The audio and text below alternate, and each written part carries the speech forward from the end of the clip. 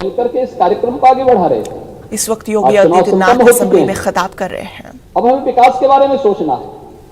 उत्तर प्रदेश के उत्थान के बारे में सोचना है, उत्तर प्रदेश की 25 करोड़ जनता के हितों के संवर्धन के लिए सोचना है, उत्तर प्रदेश के युवाओं के बारे में, उत्तर प्रदेश की आधी आबादी महिलाओं के बारे में सोचना है, उत्तर प्रदेश के किसानों के बारे में सोचना है, उत्तर प्रदेश के मजदूरों के बारे में सोचना है और उत्तर प्रदेश के उन सभी दबे कुचले लोगों के बारे में जिनकी आवाज को देने का माध्यम लोकतंत्र ने उन्हें एक वोट के रूप में दिया है, उस आवाज को भी अब आगे बढ़ा करके शासन की योजनाओं से इसे मजबूती के साथ जोड़ने का कार्य अब सदन करे। इस विश्वास के साथ उसका एक प्रतिरूप आज विधानसभा अध्यक्ष के रूप में सर्वसम्मति से आपके चयन की इस प्रक्रिया का होना इस बात को मजबूती से और मजबूत करता है कि हम सब मिलकर के इस सदन की उच्च मर्यादाओं को, उच्च परंपराओं को आगे बढ़ाने का कार्य करेंगे और आज आपका चयन उसका एक उदाहरण भी है। देश के अंदर विभिन्न विधानसभाएं, उत्तर प्रदेश की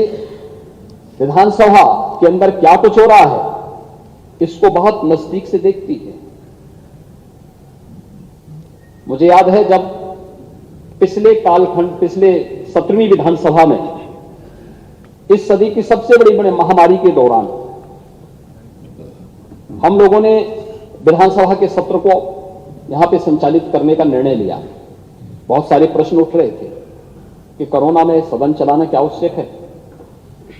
हम लोगों ने कहा देखिए संवैधानिक बाध्यताएं हैं और विधायी कुछ कार्य संपन्न होने आवश्यक है,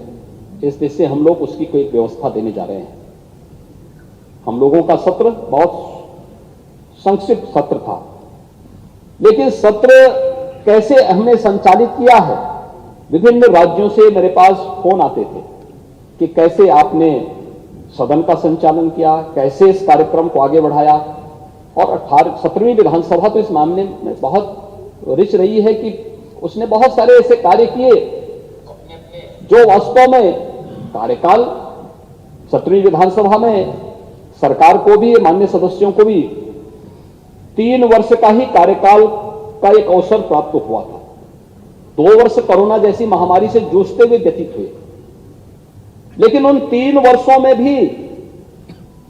पहली बार सस्टेनेबल डेवलपमेंट गोल्स पर सदन में चर्चा हो सके और लगातार 36 घंटे तक चर्चा चल सके। शिक्षा के क्षेत्र में, स्वास्थ्य के क्षेत्र में, गरीबी उन्मूलन के क्षेत्र में, अन्नदाता किसानों के लिए, पर्यावरण के लिए कैसे हम उस विकास की प्रक्रिया को सतत